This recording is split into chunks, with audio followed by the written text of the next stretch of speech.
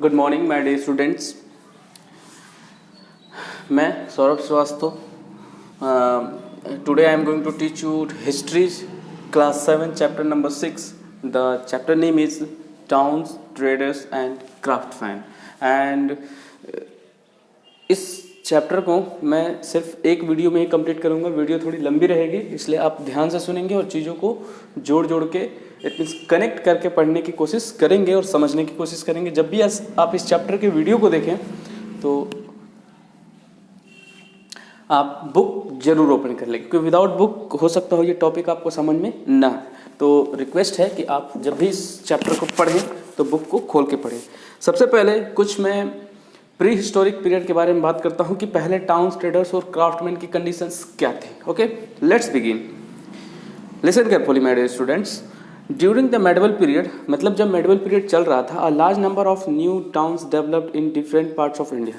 तो इंडिया के अलग अलग हिस्से में अलग अलग तरह के छोटे टाउन्स, बड़े टाउन्स डेवलप हो रहे थे। और उस टाउन्स की डिजाइनिंग जो थी वो भी क्या थी, अलग अलग थी। क्योंकि स्टेट अलग थे, राजा अलग थे, उनके क्राफ्ट्स अलग थे, डिजाइनिंग अलग थी, टाउन्स अलग थे, उनकी सोच अलग थी। तो जाहिर सी बात है सारी चीज़ें क्या होंगी, अलग होंगी। We get to know about these towns mainly from their archaeological remains. उन टाउन के बारे में हमें सिर्फ एक ही जगह से जानकारी मिलती है, एक ही जगह से हम उनके बारे में जान पाते हैं, वो है हमारा क्या, आर्कियोलॉजिकल डिपार्टमेंट ऑफ इंडिया। ठीक है, आर्कियोलॉजिकल डिपार्टमेंट ऑफ इंडिया। ठीक है, and from various literary sources. और साथ में उस जमाने में जो बुक्स लिखी गई होंगी, लिटरेचर लिखा गया होगा, उस समय की उन बुक्स के हेल्प से अगर हम उसको पढ़ पाए तो उससे हमें जानकारी मिलती है। The towns that develop in medieval India word in different type. अलग अलग तरह के टाउन मेडिवल इंडिया में डेवलप किए गए। देखिए, इंडिया की हिस्ट्री जो है वो 3 पार्ट में डिवाइड की जाती है। सबसे पहले तो आप ये जान लीजिए, पहली हिस्ट्री जो है उसको हम कहते हैं क्या, एंशिएंट हिस्ट्री। क्या कहते हैं, एंशिएंट हिस्ट्री। ठीक है, दूसरी हिस्ट्री जो होती है वो होती है मेडिवल हिस्ट्री, और एक होती है मॉडर्न हिस्ट्री। तो इस चैप्टर में हम लोग मेनली किसकी बात करेंगे, मेडिवल हिस्ट्री की बात करेंगे, क्योंकि मेडिवल हिस्ट्री में टाउन, ट्रेडर्स और क्राफ्ट्समैन काफ़ी डेवलपमेंट हुई थी इंडिया में। और इंडिया ऐसे ही सोने की चिड़िया नहीं कहा जाता, इट मीन्स गोल्डन बर्ड ऐसे ही नहीं बोला जाता। उसके पीछे क्या है, रीजंस है। चलिए समझने की कोशिश करते हैं। तो दिया है कि they were court towns. Court town का मतलब जहाँ पे कोर्ट्स, राजा का महल होता था, पिलग्रिमेज सेंटर होते थे, ट्रेडिंग टाउन्स होते थे, पोर्ट्स होते थे, वेरियस अदर टाइप्स के टाउन्स होते थे। इन दिस चैप्टर, ठीक है, आई विल टेल यू, ठीक है, और you will learn about some of them. इनमें से कुछ के बारे में हम जानेंगे। तो पहला टॉपिक जिसको हम लेते हैं, एडमिनिस्ट्रेटिव सेंटर। एडमिनिस्ट्रेटिव सेंटर का मतलब अभी हम आपको बताएंगे, तो हमारे साथ जुड़े रहिए। एडमिनिस्ट्रेटिव सेंटर, ठीक है, और चैनल को लाइक शेयर सब्सक्राइब करना ना भूलें, ठीक है, बिकॉज समझ रहे हैं आप। Okay, the centres where medieval rulers held court rapidly grew into cities. मतलब ऐसे मेडिवल पीरियड में जिस महल में राजा रहते थे उस महल के आसपास का जो एरिया था वो खास तौर पे डेवलप किया जाता था।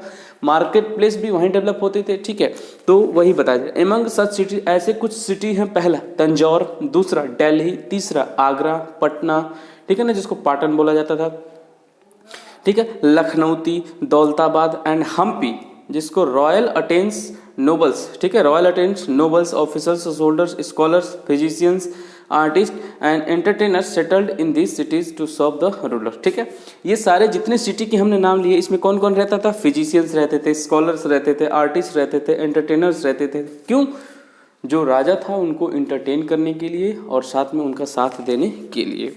और उनके पास अच्छी there needs create a demand. Raja demand करता था कि हमें ऐसा महल चाहिए, हमें, तो उसके लिए क्या किया जाता था, टाउन्स, ट्रेडर्स और क्राफ्टमैन, तीनों ही सब कुछ क्या था, राजा के पास था, तो उसके हिसाब, अपने हिसाब से सारी चीजें बनवाता। Their needs created a demand for good such as skill. Skill का मतलब डिजाइन, फाइन ऑर्नामेंट, अच्छे ऑर्नामेंट्स बनाने के लिए, डेकोरेटिव आइटम्स, सजावट वाले सामान, ठीक है, वेपन्स, हथियार अच्छे, पेपर एंड सो ऑन। ठीक है, कारखान्स का मतलब, पहले देखिए एक वर्ड है जिसको कारखानास बोला जाता था, ठीक है ना, KARKHANAS, कारखानास, जिसको वर्कशॉप बोला जाता था। क्या बोला जाता था, वर्कशॉप। मतलब कारखानों का आप वर्कशॉप से आप समझ सकते हैं कि इसके बारे में बात की जा रही है। ठीक है, बनाए गए इन चीज़ों को डेवलप करने के लिए। ठीक है, अब यह है कि आगे बढ़ते हैं। ये चैप्टर काफ़ी लंबा है, वीडियो काफ़ी लंबा हो सकता है, तो आप बिल्कुल परेशान ना हो। ठीक है ना, आगे है कि दिया है कि वीविंग होती थी, लेदर वर्किंग होती थी, चमड़े का काम, मेटल का काम होता था, पेपर मेकिंग, पेपर बनाने का काम, लार्ज नंबर ऑफ मैसन्स, ठीक है, स्कल्पचर एटसेट्रा होते थे उस टाइम पे। मतलब जो डिज़ाइन करने वाले थे, जिनको स्पेशल स्किल था हाथों में, वो लोग उस काम के लिए अपॉइंट किए जाते थे। ठीक है, किसी को भी अपॉइंट करके कोई भी काम नहीं कराया जाता था। बात समझ में आ रही है मैं क्या बोल रहा हूँ? ठीक है। And monuments, learning and cultural activities also follow. न सिर्फ राजा अपने मन से और अपनी चीज़ें के लिए करते, बल्कि लर्निंग मतलब शिक्षा का भी प्रसार हुआ, मतलब एजुकेशन भी क्या हुआ, स्प्रेड हुए चारों तरफ, कल्चरल एक्टिविटीज़ भी हुई। And all this led to rapid urbanisation. इसकी वजह से धीरे धीरे गांव जो है वो शहर में बदलने लगे, यानी कि टाउन जो है वो बड़े बड़े सिटीज़ में कन्वर्ट होने लगे। इट मीन्स कह सकते हैं कि रैपिड अर्बनाइजेशन धीरे धीरे क्या हुआ, बढ़ा उन सेंटर्स के आसपास। Temples, towns and pilgrimage centre, अगला मैं डिस्कस करूंगा topic temple, towns and pilgrimage centre. Temple, towns and pilgrimage centre. तो चलिए डिस्कस करते हैं इसके बारे में।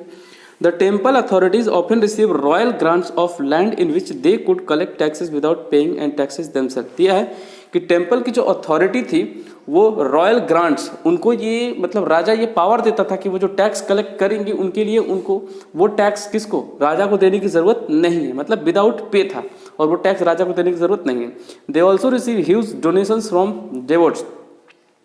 उन्हें डेवोट्स का मतलब जो बड़े बड़े लोग होते थे वो उनको दान देते थे। स्पेशली रूलर्स, जो शासक होते थे, सम्मानित लोग होते थे, और जो अमीर मर्चेंट्स होते थे उनको वो दान देते थे। दस many temples like the Somnath, कई सारे मंदिर जैसे कि सोमनाथ मंदिर, ठीक है ना, सोमनाथ टेम्पल जो काठियावाड़ गुजरात में है, ठीक है ना, became store house of wealth. उन्होंने उस पैसे को रखने के लिए, सोने चांदी के सिक्कों को रखने के लिए स्टोर हाउस बनवा रखा था। ठीक है, क्योंकि उसके पास पैसा बहुत ज़्यादा आता था। This wealth was use for performing elaborate rituals, organising fairs. और इस पैसे का यूज किस लिए किया जाता था, सांस्कृतिक कार्यक्रम मतलब कल्चरल एक्टिविटीज़ को ऑर्गेनाइज करने के लिए, मेले लगवाने के लिए किया जाता था। और साथ में बैंक भी बनाए गए, ठीक है, ताकि ट्रेड को प्रमोट किया जा सके। लार्ज नंबर ऑफ मर्चेंट्स, बहुत सारे मर्चेंट्स ऐसे थे, क्राफ्टमैन ऐसे थे, दूसरे प्रोफेशनल्स ऐसे थे, ठीक है ना, जो इस एरिया में सेटल होते थे, मतलब रहते थे इस मंदिर के चारों तरफ। They catered to the needs of the local residents, और उनको यहाँ का लोकल रेजिडेंस मान लिया जाता था, ठीक है। एंड फॉर विजिटिंग पिलग्रिम्स, ठीक है, this led to urban growth. इसी कारण मतलब लोग क्या होते थे, मंदिर को देखने के लिए आते थे, दान पुण्य करने के लिए आते थे, तो आसपास मंदिरों को क्या होती थी, दुकानें होती थी, तो उनका भी जो है बिजनेस आगे बढ़ता था। और साथ में जो लोग घूमने आते थे वो घूम भी लेते थे। तो हम कह सकते हैं कि मंदिर के चारों तरफ मंदिर होने की वजह से वो पिलग्रिमेज सेंटर बन गया, और वहाँ पे लोग क्या हुए, धीरे धीरे आए, और धीरे धीरे मंदिर टाउन में बदला, और टाउन किस में बदला, सिटीज़ में बदला। तो ये सारे क्या हैं, कई सारे, जैसे कि हम कई सारे एग्जांपल्स ले सकते हैं, जैसे कि सोमनाथ इन काठियावाड़, कांचीपुरम तंजौर, ठीक है ना, और सारे हैं तमिलनाडु के कई सारे मंदिर, विदिशा मंदिर मध्य प्रदेश का है, तिरुपति मंदिर आंध्र प्रदेश का, नाम आपको होगा याद, ठीक है ना। ये सारे मेडिवल टाइम के बने हुए मंदिर है, ठीक है। Some of this towns like Kanchi मंदिर, तंजौर, कांची, तंजौर, ठीक है। तो कांची और तंजौर जो है ये एडमिनिस्ट्रेटिव कैपिटल्स है, जहाँ पे लोकल रूलर्स जो होते थे वो मंदिर को बनाते थे। In due course these are several other temples town become centre of learning. बाद में इन मंदिरों को सेंटर ऑफ लर्निंग बनाया गया, कल्चरल एक्टिविटीज की जाती थी। And so this towns were important for a number of reason. इसलिए ये शहर जो है और ये टेम्पल जो है कई सारे कारणों से उस टाइम मेडिवल पीरियड में भी चर्चा में रहा, और आज के टाइम में भी क्या है, चर्चा में है। बात समझ में आ रही है। Since ancient time towns develop at places of pilgrimage such as Kashi, Prayag, ठीक है ना, Vrindavan near Mathura and Pushkar near Ajmer, ठीक है। पुराने समय में देखिए कहाँ कहाँ पे, काशी जिसको आज बनारस बोला जाता है, प्रयागराज इलाहाबाद पहले बोला जाता था, अब उसका नाम बदल के प्रयागराज कर दिया गया है, वृंदावन जो मथुरा के पास है, और पुष्कर जो अजमेर में है। यहाँ पे मेडिवल पीरियड में कई सारी सेटलमेंट्स, और हम कह सकते हैं सूफी संत आए अजमेर में, ठीक है ना। और एग्जाम्पल के तौर पर हम देख सकते हैं कि सेटलमेंट ग्रीव अराउंड द दरगाह के आसपास, जिसको होली प्लेस बोला जाता है, ठीक है ना। अमृतसर का मंदिर जिसको हम क्या कहते हैं, सिख श्राइन, हरमिंदर साहिब का मंदिर है जो उन्होंने बनवाया था। तो ये सारे पिलग्रिमेज सेंटर ऐसे हैं कि वहाँ धीरे धीरे टाउन्स बने, लोग रहना शुरू किए, ठीक है, और धीरे धीरे वो किस में बदल गया, बड़े शहर में बदल गया। तो जहाँ जहाँ बड़े मंदिर हैं, तो बड़े मंदिर बड़े शहर में ही क्यों हैं, तो उसका कारण ये है कि मंदिर की वजह से टाउन डेवलप हुआ, टाउन की वजह से वो सिटी में कन्वर्ट हुआ, लोग रोजगार की तलाश में, एम्प्लॉयमेंट की तलाश में वहाँ आए, मर्चेंट्स आते थे। बात समझ में आ रही है मैं क्या बोल रहा हूँ? ठीक है। अगला है कॉमर्शियल टाउन कौन कौन से होते थे, तो डिस्कस करते हैं। कॉमर्शियल टाउन का मतलब जहाँ से बिजनेस एक्टिविटी, मतलब इंपोर्ट एक्सपोर्ट का बिजनेस जहाँ से होता था उसको हम क्या कहेंगे, कॉमर्शियल टाउन कहेंगे। क्या कहेंगे? कॉमर्शियल टाउन कहेंगे। बात समझ में आ रही है मैं क्या बोल रहा हूँ? Commercial town. तो कॉमर्शियल टाउन के बारे में चलिए हम डिस्कस करते हैं डिटेल में। ओके, तो कॉमर्शियल टाउन देखिए, centres of trade, busy urban centres, शहर के जो बिजी अर्बन सेंटर्स होते थे जिसमें इंपॉर्टेंट ट्रेड रूट्स आते थे। Among such towns were ocean and Bayana in Rajasthan. तो मतलब जो इंटरनेशनल बॉर्डर्स थे, जैसे कि राजस्थान था, या हम कह सकते हैं कि इंडिया का जो सेंटर जैसे पटना बिहार, ठीक है ना, कुंभकोणम तमिलनाडु, ठीक है। तो कभी कभी एक टाउन जो है वो बड़े स्केल पे डेवलप किया जाता था, ठीक है, आउट अ लार्ज विलेज, कई सारे गांवों को मिला करके, कई सारे गांव के लोग क्या करते थे, एक मंडी बनाते थे। मंडी को होलसेल मार्केट बोला जाता था, तो आज के टाइम में भी चलता है। वेयर हाट्स होता था, बाजार हाट बोला जाता है ना, कि बाजार हाट करके आओ, तो बाजार हाट का मतलब मंडी से, बात समझ में आ रही है, जिसको ओकेशनल मार्केट बोला जाता था। मेले लगाए जाते थे, बायर्स और सेलर, खरीदने वाले और बेचने वाले दोनों उस फेयर में आते थे, और जो अपनी ज़रूरत की चीज़ें होती थी वो खरीदते थे इकट्ठा होकर के। The items of trade included saffron, item जो बेचे जाते थे वो था saffron, salt, spices, horse, cattle, मतलब जानवर से लेकर के खाने पीने के सामान, पहनने के सामान, सब कुछ मिलता था वहाँ पे, ठीक है ना। मर्चेंट हैड टू पे taxes on their goods, merchant क्या करते थे कि जिस एरिया में मेला लगता था वहाँ के राजा को टैक्स पे करते थे, ठीक है ना, लोकल सामंतों को, जमींदारों को, रिलीजियस अथॉरिटीज़ को। एमंग द फेयर्स, मेले में दैट आर स्टिल फेमस, आज तक फेमस है, जैसे कि पुष्कर मेला जो राजस्थान में लगता है, आज भी लगता है वो, ठीक है। सोनपुर मेला जहाँ पे जानवरों को बेचा खरीदा जाता है, सोनपुर का मेला, बात समझ में आ रही है। बिहार में जो लगता है, तो पूछेगा कि एशिया का सबसे बड़ा पशु मेला कहाँ लगता है, कैटल फेयर कहाँ लगता है, तो हम कह सकते हैं कि सोनपुर बिहार में लगता है, ठीक है। ओके।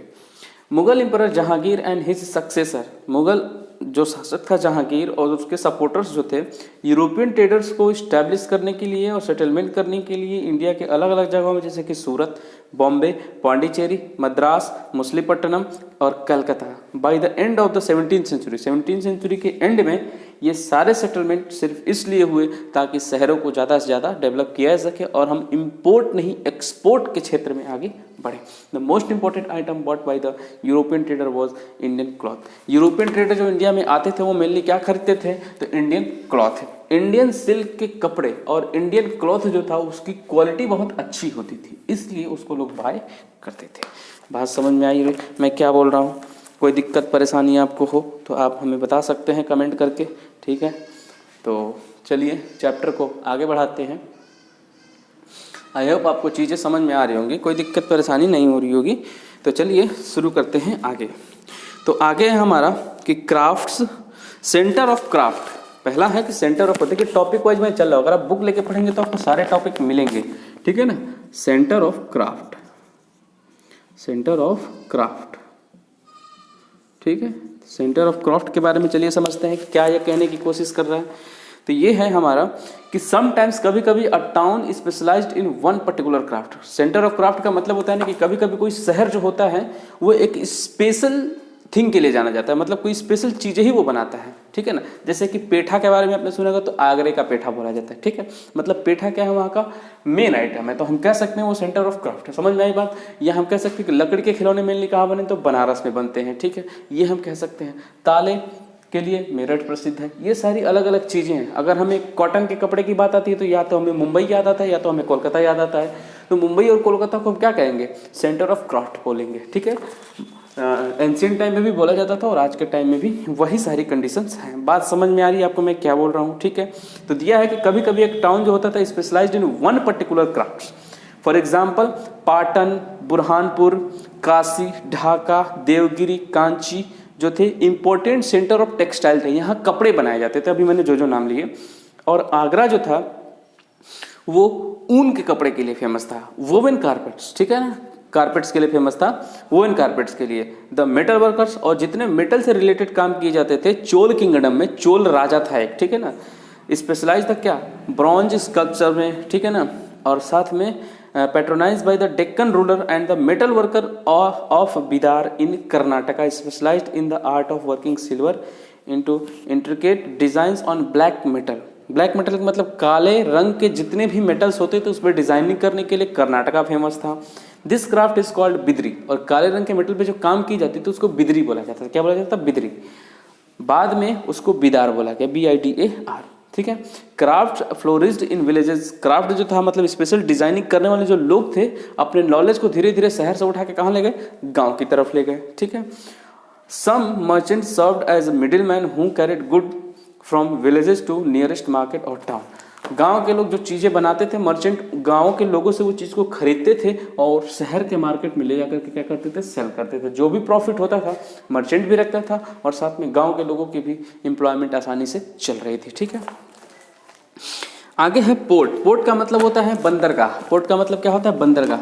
मेनली जो पोर्ट था एंशिएंट टाइम पे वो यूज़ किया जाता था किसके लिए? इंटरनेशनल मार्केट के लिए। ये हम कह सकते हैं कि एक्सपोर्ट के लिए भी यूज़ किया जाता था और साथ में इंपोर्ट के लिए भी यूज़ किया जाता था, ठीक है। बात समझ में आ रही है मैं क्या बोल रहा हूँ? कोई दिक्कत नहीं होनी चाहिए आपको, मैं बहुत आराम से चीज़ों को पढ़ा रहा हूँ तो बहुत आराम से आप भी पढ़ेंगे। चलिए, इंडियाज ओवरसीज। ओवरसीज का मतलब समुद्र के पार, ओशियंस के पार, with regions such as South East Asia. South East Asia का मतलब होता है दक्षिण पश्चिम एशिया, वेस्ट एशिया, पश्चिम एशिया, चाइना और यूरोप के साथ हमारे जो थे इंपोर्ट एक्सपोर्ट के बिजनेस काफ़ी ह्यूज लेवल पे किए जाते थे, क्योंकि इन्हीं से हमारा इंटरनेशनल बॉर्डर क्या करता है? टच करता है। Among the flourishing port of the medieval period were Surat. Surat नाम सुना होगा, गुजरात में है। ब्रोच जिसको भरौच कहा जाता है, और कैम्बे जिसको खंबात कहा जाता है जो गुजरात में है। बेसिन जिसको वसाई कहा जाता है। दाहोल जिसको दाहोल संदाबुर जिस गोवा में है, ठीक है ना। भटकल कोंकण कोस्ट है जो कहाँ पे है? Kozhikode, Calicut. Cochin Kochi on the Malabar coast and Machilipatnam, Satgaon, ये सारे क्या है? पोर्ट्स हैं। तो इस पैराग्राफ को पूरा आप पढ़ लेंगे, इसमें से किसी भी एक कोस्ट को पूछा जा सकता है और साथ में ये भी क्वेश्चन पूछा जा सकता है आपसे कि द क्वेश्चन इज दैट कि कौन से ऐसे पोर्ट हैं जो बिलोंग करते हैं एंशिएंट टाइम से। तो इसमें से 2-3 पोर्ट्स के नाम आपको लिखने पड़ सकते हैं एनुअल एग्जामिनेशन में, या जो हाफ ईयरली जो एग्जाम्स आपके होंगे अपकमिंग्स, मैं उसकी बातें कर रहा हूँ, ठीक है। Traders and craftsman. अब मैं बातें करता हूँ, अगला टॉपिक क्या है? Traders and craftsman. क्या मैं बातें कर रहा हूँ? Traders and craftsman. क्राफ्टमैन,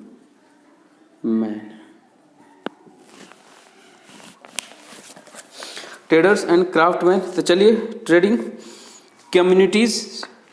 सबसे पहले ट्रेडर और क्राफ्टमैन में बात करेंगे ट्रेडिंग कम्युनिटीज की।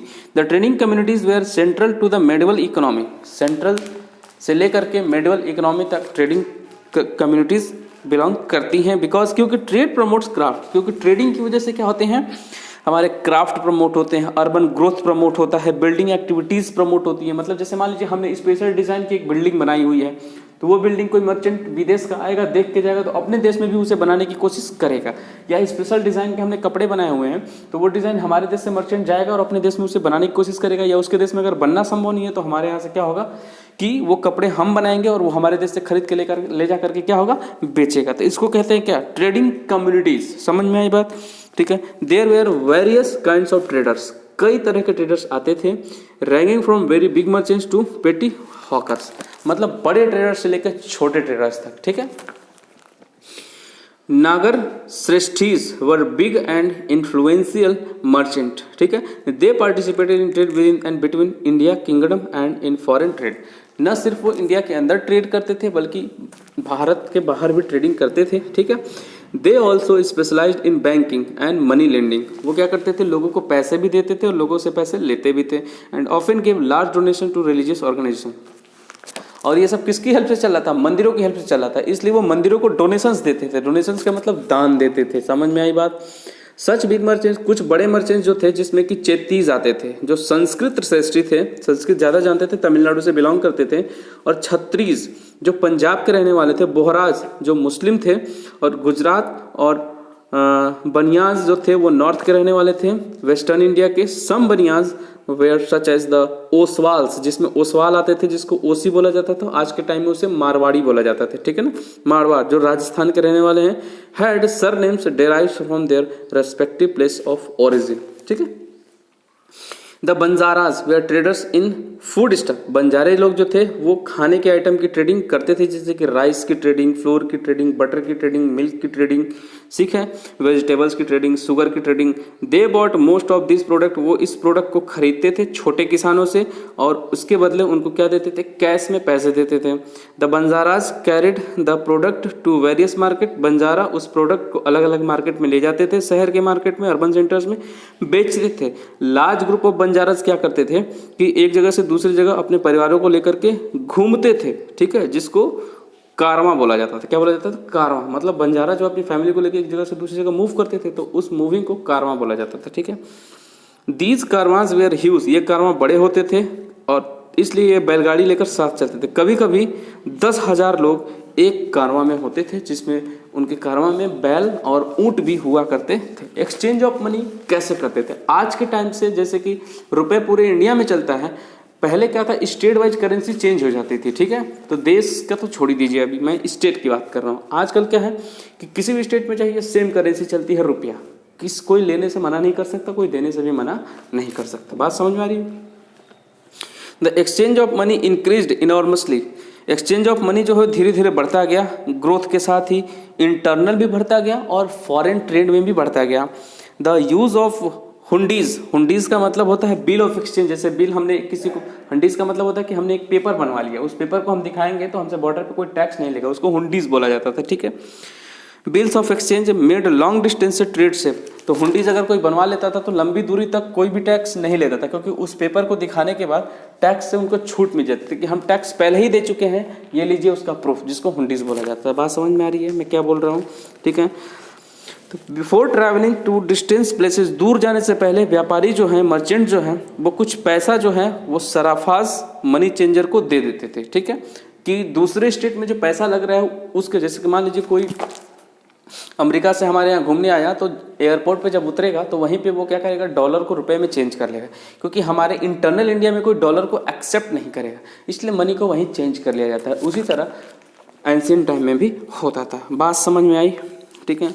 मर्चेंट गिल्ड्स क्या था समझिए, तो merchant dealing in the same kinds of good formed guilds, ठीक है। मर्चेंट जो थे एक ही चीज को आपस में क्या करते थे, डील करते थे। Every guilds laid down strict rules for its member, हर एक गिल्ड जो था अपने अदर मेंबर के लिए स्ट्रिक्ट रूल्स रेगुलेशंस बना के रखता था, ठीक है, ताकि कोई रूल रेगुलेशन ना तोड़े और उसके प्रोडक्ट के रेट जो हो हाई और कम ना हो। क्वालिटी से कोई समझौता नहीं, प्राइस से कोई समझौता नहीं होता था, और डिस्ट्रीब्यूशन ऑफ गुड्स कंट्रोल कौन करेगा, गिल्ड्स कंट्रोल करता था, ठीक है। They also give donations, religious body को डोनेशन देता था। Among the various types of trader, अलग अलग टाइप के जो ट्रेडर्स थे, ठीक है, जिसमें मनी ग्रामन्स जो आते थे, ठीक है ना, नंदेजीज आते थे, ये सारे हैं। समझ में आई बात? फॉरेन ट्रेडर्स के बारे में अगर मैं बताना चाहूँ तो हम सिंपली लैंग्वेज में हम समझ सकते हैं फॉरेन ट्रेडर्स के बारे में क्या, ठीक है। इंडिया है trade links with West Asia, India की जो ट्रेड लिंकिंग थी वो वेस्ट एशिया के साथ थी, अफ्रीका के साथ थी, मेडिटेरियन सी के साथ थी, रेड सी के उस पार थी, पर्शियन सी के उस पार थी, ट्रेडर्स फ्रॉम अरब के उस पार थी, ठीक है। बात समझ में आ रही है मैं क्या बोल रहा हूँ? ठीक है। तो चलिए, जब समझ में आ रही है तो दिक्कत क्या है? Okay. And the Persian gulf traders from Arabia, Turkey, Syria, Europe, traded activity with in India, ये सारी कंट्री जितना हमने नाम लिया, ये सबकी ट्रेडिंग एक्टिविटीज इंडिया के साथ एंशिएंट टाइम में होती थी, ठीक है। With India merchants communities such as the Banias, Bohras, India में जो थे लोग ट्रेडिंग करते थे, मर्चेंट करते थे उनके, तो बनियाज थे, बोहराज थे, जिसको मारवाड़ी बोला जाता है, समझ, मारवाड़ी लोग थे। इटालियन मर्चेंट, इटली से आने वाले जो मर्चेंट थे, who dominated the Mediterranean trade, जो मेडिटेरियन ट्रेडिंग के लिए आते थे यहाँ पे, वो इंडियन गुड को ले जाते थे कहाँ, यूरोपियन मार्केट में सेल करते थे। India had maritime trade with south East Asia, India की जो ट्रेडिंग थी साउथ ईस्ट एशिया के साथ भी थी, चाइना के साथ भी थी। द पाला रूलर्स ऑफ बंगाल, बंगाल के जो पाल रूलर थे उन्होंने मर्चेंट को इनकरेज किया, ठीक है, और ट्रेडिंग के लिए overland trade route linked India inland trade centre such as Lahore, और ओवर ट्रेडिंग के लिए लाहौर से लेकर के मुल्तान तक सेंट्रल चाइना को क्या किया गया था, अटैच किया गया था। कांचीपुरम ग्रू वेरी प्रॉस्पेरस, उस समय कांचीपुरम क्या था, इंटरनेशनल मार्केटिंग के लिए बहुत फेमस जगह थी। The Kaikolar were another powerful weaver grown in south India, ये सारे जातियों के नाम हैं। The Panchal community of Andhra Pradesh, Andhra Pradesh की पंचाल कम्युनिटी जो थी वो क्या थी, स्टोन मैंसन में रहती थी, पत्थर के महल में रहती थी। डिफरेंट क्लासेस के अलग अलग मेटल वर्कर्स जो थे उन्होंने क्या किया कि black Smith, copper Smith, silver Smith, gold Smith, ठीक है, की चीज़ों को वो बनाते थे, ठीक है ना। Panchala craftsman often work together in temple, Panchal के जो वर्कर्स थे वो मंदिरों में एक साथ काम करते थे। एंड समटाइम्स कभी कभी कलेक्टिव डोनेशंस टू टेम्पल से उनको डोनेशन भी मिलता था, ठीक है ना। A closer look of some medieval cities, Hampi के बारे में चलिए जान लेते हैं थोड़ा सा। The site of the city of Vijayanagar, Vijayanagar का ये छोटा सा साइट है on the bank of river Tungabhadra, जो तुंगभद्रा नदी के किनारे है कर्नाटका में। इस समय इसको हम्पी बोला जाता है। 1336 यानी कि 1336 से लेकर के 1565 तक Vijayanagar was the centre of the largest and most powerful kingdom, Vijayanagar जो था वो बहुत बड़ा और बहुत पावरफुल किंगडम था, किसका, साउथ इंडिया का। It reaches the peak of its glory, ये उस समय सबसे ऊपर था, कब, जब राजा कृष्णदेव राय राजा थे यहाँ के, कब, 1509 से लेकर के 1530 तक, ठीक है। Among the foreign travellers who visited Vijayanagar, जितने भी फॉरेन ट्रेवलर विजयनगर आते हैं, जिसमें निकोलो कोंटी इटली का रहने वाला था, अब्दुल रज्जाक जो पर्सिया का रहने वाला था, डोमिंगोज जो पेज का रहने वाला पुर्तगाल का, अकॉर्डिंग टू देयर डिस्क्रिप्शन, उन्होंने जो बताया अपनी बुक्स में उसके according the city was well forfeited, जो शहर था वो बहुत वेल सेटल्ड था। It was also naturally protected, इसको नेचुरल प्रोटेक्टेड किया गया था। Rocky ridges and the river Tungabhadra जो था मतलब रॉक से ढका हुआ था और एक तरफ से नदी से ढका हुआ था, मतलब फुल्ली नेचुरली क्या था, प्रोटेक्टेड था, उन्होंने ये बताया था। बिसाइड इसके अलावा ये एक सुंदर जगह थी। There were many temples in the city, इस शहर में बहुत सारे मंदिर थे, जिसमें विट्ठल स्वामी मंदिर था, विरूपक्ष मंदिर था। The temple were cultural centre, temple जो था, मंदिर जो था वो कल्चरल सेंटर के रूप में था, जहाँ पे इस कल्चर की डेवलपिंग होती थी। पेंटिंग डेवलप था, devotional music develop, dance the literature था, डिवोशनल डांस था, ये सारी कुछ थे डेवलप, ठीक है। तो चलिए आते हैं इस्लामिक स्टाइल जो आर्क्स था, डोम्स थे, used in some buildings such as the elephant stable. Domingo's piece mentioned a carved stone platform built by King Krishnadeva Raya. Krishnadeva Raya को पीक ऑफ ग्लोरी इसलिए बोला जाता है क्योंकि उनके जमाने में काफ़ी सारे मंदिर थे जो अच्छे अच्छे डिजाइन्स में बनाए गए